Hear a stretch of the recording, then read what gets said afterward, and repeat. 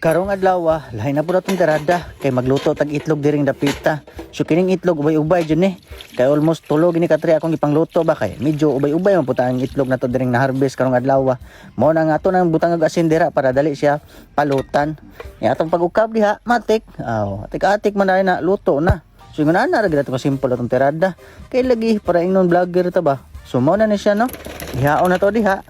Niya pagkahuman, pagkabugnaw niya, awa na, ato na nang gipanitan. So before ta magpanit no, idokdok sa nato. Testingan nato ba kung legit bigid nga maupak bigid dali kung butangan og asin legit gid siya da.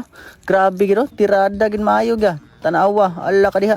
So yun na style no. Nya ato ring tagod-tagoron di ang atong itlog.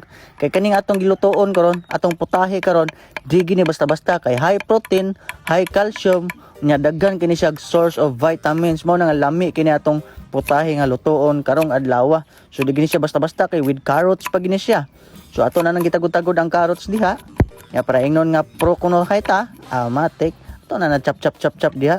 Pero atik-atik ra na para ingnon nga vlogger na puta ba. O di ba? So ato na naapilan og mga lamasers diha. Mga kuan siya, basta mga lamas na siya, kabalo na mo unsa na siya. Mga basta kabalo na gud siya. Lagi mao to siya. O di ba nya apilan bigyan naton siya dragon fruit. O ha? Di gini basta-basta atong lutoon ron.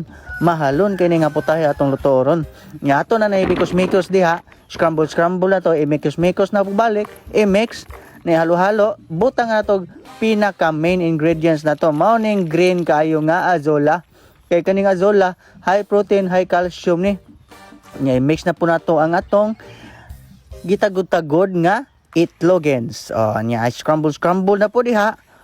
Pertem pagkalami sa atong putahe kinilaw nga giluto pod. Basta mao na siya ni update diri sa atong mga binuhi nga mga sigbins nga mga manokins.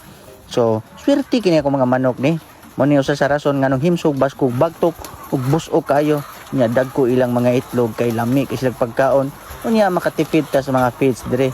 Kay karong adlaw gud karong panahon na grabe pagkamahala sa feeds. Mao na mangita tag alternative way sa ilang mga pagkaon para makatipid ta. Kay kung di ta ka mao mangitag pamaagi para mas makatipid, pas mo gid atong bitok dire dapita tanawa perte sila pagkakusugan ng kaon sa azola nga gisagulan og mga lami nga mga pagkaon. Ila ra putong itlog nga gisagol nako.